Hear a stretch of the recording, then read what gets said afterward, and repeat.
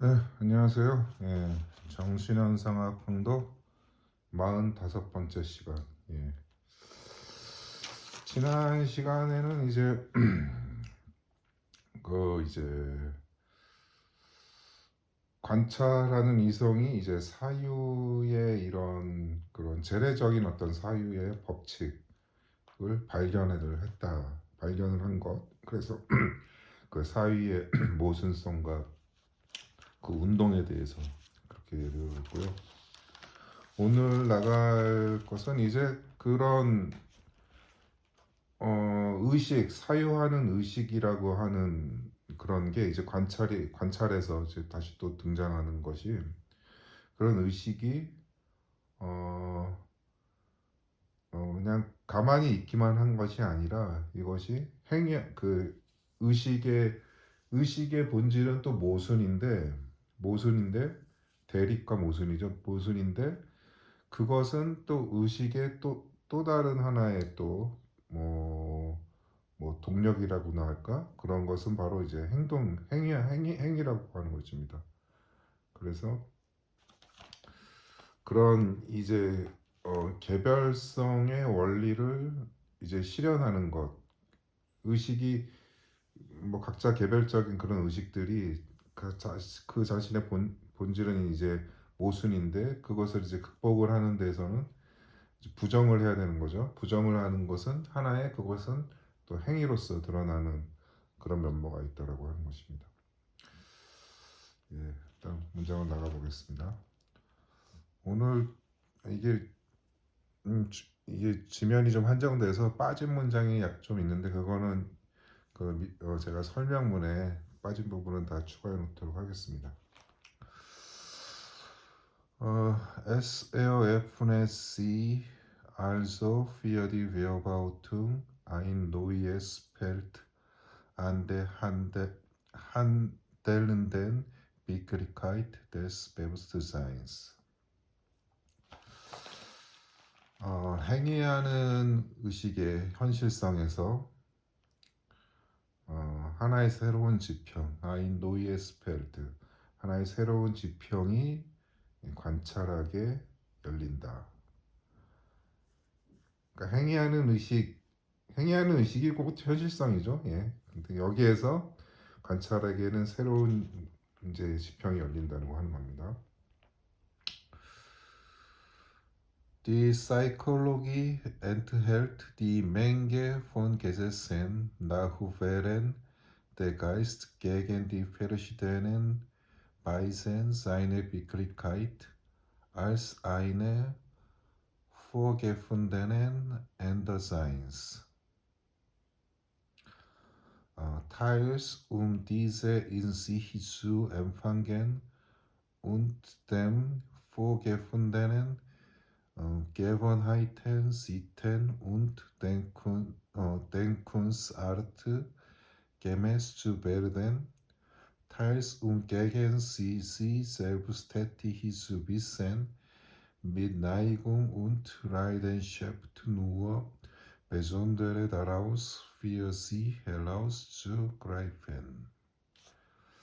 이게 중간중간에 좀 빠진 문장이 있어서 그냥 한꺼번에 다 그냥 해버렸습니다. 심리학이 포괄하는 디 맹게 폰 게제스 다수의 법칙 또는 법칙들의 집합 이렇게 번역할 수 있겠고요. 심리학이 포괄하는 다수의 법칙들은 정신이 자신의 현실성의 여러 가지 방식들, 정신이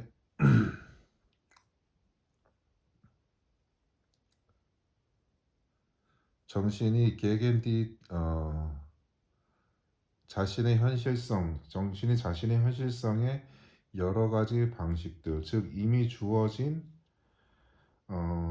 타자 존재로서의 현실성에 대해 포게푼데는 앤더사인 현실성에 대해 서로 다르게 관계 맺는 것에 관해서다.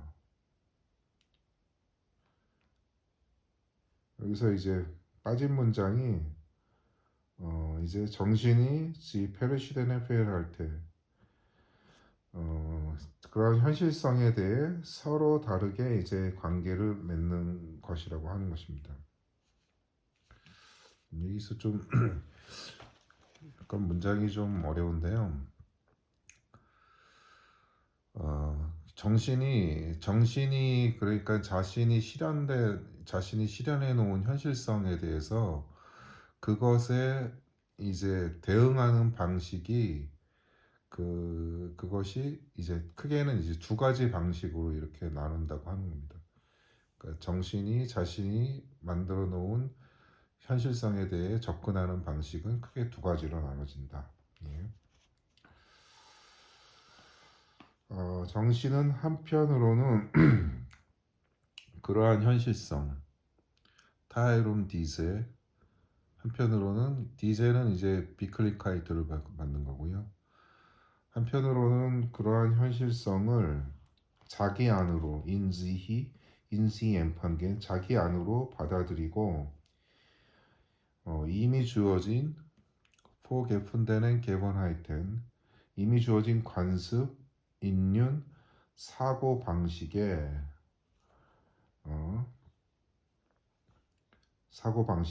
그 빠진 문장이 als Borin er sie als Wirklichkeit gegenstand 그러한 관습인류 사고 방식은 곧 그 안에서 정신이 자기 자신을 현실적인 대상으로 마주하는 그러한 것들에 합당해지려고 하고 게메세주 베르덴 그러니까 이제 우리가 관습이나 일련 사고 방식은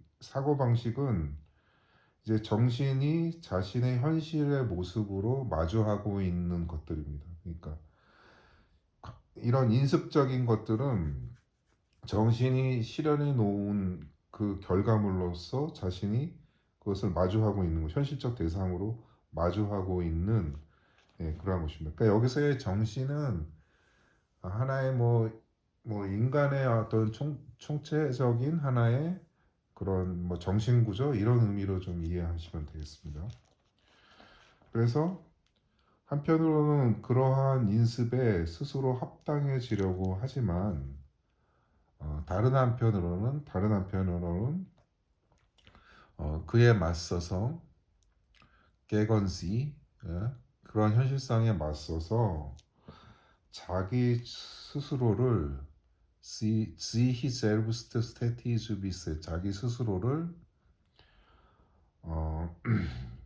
활동하는 것으로 알며 즉 단지 지금 여기서 하는 의미는 단지 그러한 주어진 인습에 자신을 앞에서 그렇게 합당해지려고 이렇게 안주시키려는 그러한 것이 아니라 여기서 스스로 활동하는 것으로 자신을 안다는 것은 그러한 인습에 대해 하나의 변형을 가한다고 하는 것입니다.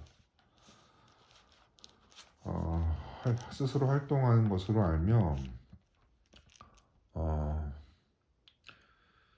mit Neigung und Leidenschaft 성향과 정념으로 그 가운데서 오직 특수한 자기에게로 끌어내며 베존돌에 달하고 스피어지요 자기에게로 끌어내며 그래서 빠진 문장이 이제 und das Gegenständliche sie gemäß zu machen 그래서 대상적인 것을 자기에게 맞게 만든다. 그러니까 앞에서는 그러한 대상으로서 있는 현실성에 자신이 맞추려고 한 반면에 이번에는 자신에게 그 대상적인 것이 맞춰지도록 이렇게 한다라고 하는 겁니다.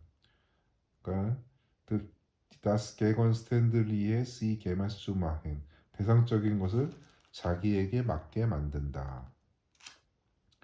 그래서 뭐 인습을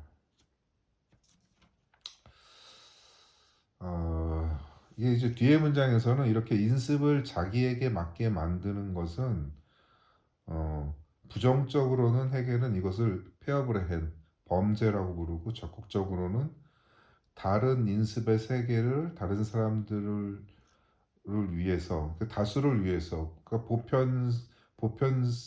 적인 그런 선을 위해서 변혁시키는 것. 그래서 그런 인습을 무너뜨리고 새로운 인습을 세우는 거죠.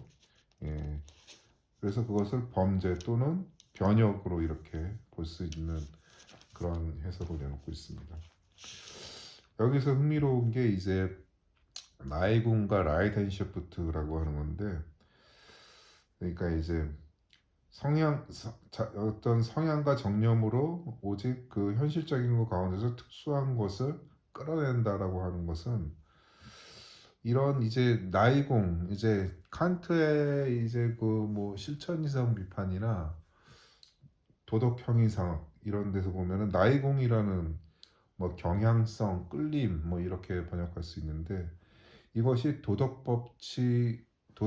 의무를 실행하는데 이러한 경향성은 상당히 되어야 할 것으로 이렇게 칸트는 이렇게 소설하고 있는데 그래서 칸트에게 도덕적 의무에서 부정적인 것으로 인식되는 성향과 정념이 헤겔에게서는 정신의 자기 실현을 위한 이런 적극적 도구로 활용되는 그런 면모를 이 문장에서도 보여주지만은 특히 헤겔의 역사 철학 그런 강의에서는 그런 부분이 아주 상세하게 이렇게 전개되고 있습니다. 그래서 이 문장에 또 그래서 문맥에서는 뭐 살짝 벗어나 있지만 워낙에 뭐 정신현상화 자체가 워낙에 포괄적인 주제를 담는 거라서 부분 문장에서도 상당히 좀 끄집어낼 만한 문제의식들이 상당히 많은데 이 문장에서의 하나의 문제의식은 특히 이제 도스토옙스키의 죄와벌의 근본 주제와 상당히 닿아 있다고 이렇게 볼 수 있습니다. 그러니까 이 소설에서 남자 주인공인 그 라스콜리니프는 그 전당포 노파를 이렇게 살인을 하죠. 이렇게 살인을 하면서 이 행위의 정당성을 내세웁니다. 즉 자신이 사회악의 한 구체화된 대상을 제거함으로써 자신의 행위를 거의 뭐 나폴레옹의 행위에 근접하는 것으로 이렇게 묘사하는 그런 대목이 소설에 나오는데 사실 나폴레옹은 헤겔에게서도 하나의 절대 정신의 실현을 위한 그 도구로 그의 역사철학 강의에서 그렇게 그려지고 있죠. 그 절대 정신의 실현이라고 하는 거는 특히 이제 뭐 어, 젊은 어린 그 뭐 신학생 시절부터 헤겔은 프랑스 혁명에 상당히 거기에 동화되어 있었고 그런 프랑스 혁명이 그런 이제 전 유럽에 걸쳐서 특히 독일에도 이렇게 영향을 미치면서 성공적으로 이렇게 안착을 하기를 헤겔은 그렇게 바라기도 했었죠. 그리고 뭐 특이하게도 헤겔의 남동생은 이제 그 장교였는데 그 이제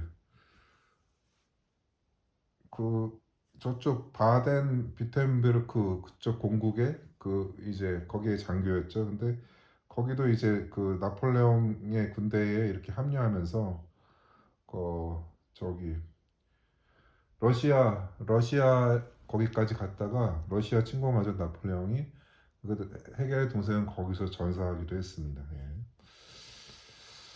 하지만 결국 나폴레옹의 말년은 결국에는 이제 전쟁 범죄자로 이제 기결되었죠. 이런 점에서 어떻게 보면 범죄와 혁명의 간극은 그리 큰 것은 아니지만 혁명 또는 성공한 개혁은 범죄에 비해 상당히 희소한 그러니까 성공 가능성이 상당히 좀 예, 범죄에 비해서는 상당히 성공 가능성이 좀 희박한 그런 것이라고 볼 수 있습니다. 그래서 혁명은 기존의 인습, 곧 인륜과 제도를 거스르거나 변형시키는 것이므로 원초적으로 그리고 그것이 성공하기 전에는 범죄일 수밖에 없는 그런 면모가 있습니다. 이에 반해서 이제 개혁은 변혁 또는 개혁은 기존의 인습의 틀, 기존의 제도의 틀 안에서 합법적으로 이를 변형시키는 것입니다. 하지만 대중의 그런 열망을 담은 개혁에는 종종 혁명적 요구가 가미되기도 합니다. 예를 들어 우리가 두 차례의 그런 국정농단과 이제 내란 시도에 대해서 이제 촛불혁명이라는 그런 용어를 대중들이 쓰고 있죠. 이러한 말은 그런 대중의 혁명적 기대가 반영된 것으로 이렇게 볼 수 있습니다.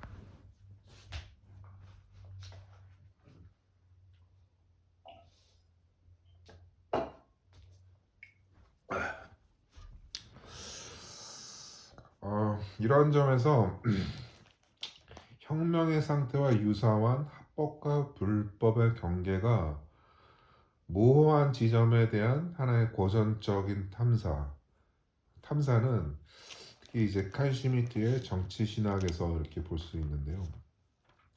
그러니까 이 지점 곧 법적 공백 상태 또는 진공 상태는 바로 새로운 법이 만들어질 수 있는 기회의 장으로 이렇게 해석할 수 있습니다. 하지만 이것은 현실에서 극히 드물게만 일어날 수 있는 아주 가정적인 상황에 가까운 것이라고 볼 수 있고, 특히 이제 윤석열의 그 내란 같은 경우가 이제 그러한 아주 극단적인 사례, 현실에서 아주 드물게만 볼 수 있는 그런 사례라고 할 수 있는 거죠. 물론 이제 뭐 아프리카나 그런 제3세계에서는 그러한 비정상적인 그런 권력 이동이 빈번히 일어나는 일이지만은 아무튼 그러한 상황은 상당히 원시적 권력 의식의 분치 의지라고 할 수 있죠. 하지만 그러한 것들은 상당히 극도로 이렇게 어, 잘 견제되어 있는 것이 보통 일반적인 그런 상황이라고 할 수 있습니다. 이 문장에서 해겔이 염두한 것은 행위를 관찰보다 좀 중시하는 그런 방향으로 나가는 것입니다. 그 해겔의 초기, 그러니까 청년 해겔에게서는 행위 우선성이 하나 사유나 이런 것보다는 행위를 우선적으로 하는 그런 생각이 그의 프랑스 혁명에 대한 동경에서 볼 때 쉽게 이해할 수 있는 것으로 볼 수가 있습니다.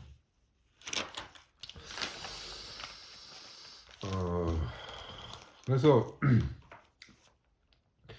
이성의 근본적 활동이 자기 실현, 즉 행위하는 의식이 아니라 단지 관찰일 뿐인 수동성이라면 사실 아무런 새로운 일도 일어날 수 없습니다. 그렇다고 관찰의 중요성이 강화될 수는 없지만 무게중심은 해겔에게 관찰보다는 행위라는 것이 그의 의중으로 볼 수 있습니다. 여기서 나오는 하나의 문제는 관찰의 무기력에 대항해 행위의 가능성의 한계는 어디까지인가라는 의문을 제기할 수 있습니다. 예를 들어서 뭐 계곡에서 갑자기 비가 많이 와가지고 어떤 급류에 휩쓸려가는 어린 아이가 있다고 이렇게 가정을 해보면은 이것을 구경만 하는 것이 아니라 죽음을 무릅쓰고 뛰어드는 것이 정말 죽을 수도 있는 거죠. 정말 아이도 죽지만 거기에 뛰어들려고 구조한 사람도 이제 죽을 수가 있는 거죠. 그렇게 뛰어드는 것이 과연 맞는 것인가? 그래서 아이를 구할 가능성이 희박한 상황에서 무턱대고 뛰어드는 것은 만연이라고 봐야 될 소지가 있습니다. 하지만 세상사의 많은 일들은 이제 관찰의 대상으로 소비되고 실제 개인이 할 수 있는 일들은 극도로 제한되고 개별화되어 있습니다. 따라서 인습을 변동시키는 것은, 그리고 그것을 성공시키는 행위는 극도로 제한되고 특수한, 따라서 어쩌면 세계사적 개인이나 이룩할 수 있는 것으로 볼 소지가 있습니다. 앞에서 제가 예를 든 금리에 뛰어드는 그런 아이를 구하려고, 뭐 그 아이의 가족이라면 뭐 그럴 수 있겠죠. 그럴 수 있겠지만은 그냥 모르는 그런, 그냥 그 아이에 대해 알지 못하는 그냥 일반적인 사람이 금리에 뛰어드는 행위보다는 전문 구조대의 작전에 맡기는 것이 그게 맞는 거죠. 무기력한 개개인이 할 수 있는 일은 상황이 최악이 안 되도록 관찰하면서 이제 한계적으로 행동하는 것이어야 한다고 봅니다. 이것을 판단하는 것이 바로 이성의 어떤 순간적인 역할이자 능력일 수가 있고, 이러한 이성은 하나의 지혜로 부릴 만한 것이라고 이렇게 할 수 있습니다. 그러니까 여기 이 문장에서 해겔이 기존의 인습에 그냥 자신을 맞추는 것이 아니라 그 인습에 변형을 가하는 것.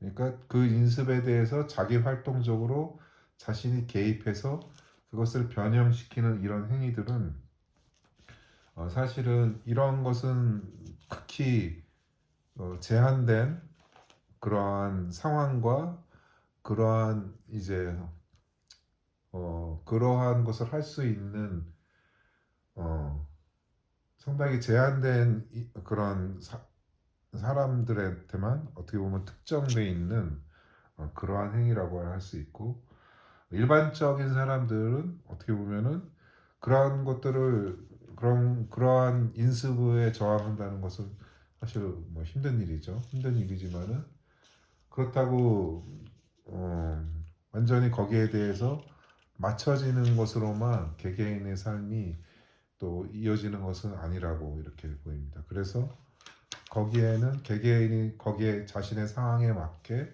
그에 맞서서 행동할 수 있는 그런 것들은 충분히 그런 것은 있지만은 상당히 그런 인습에 전면적으로 그것을 변형시키는 그런 활동에 비해서는 제한적이고, 그러한 것을 판단하는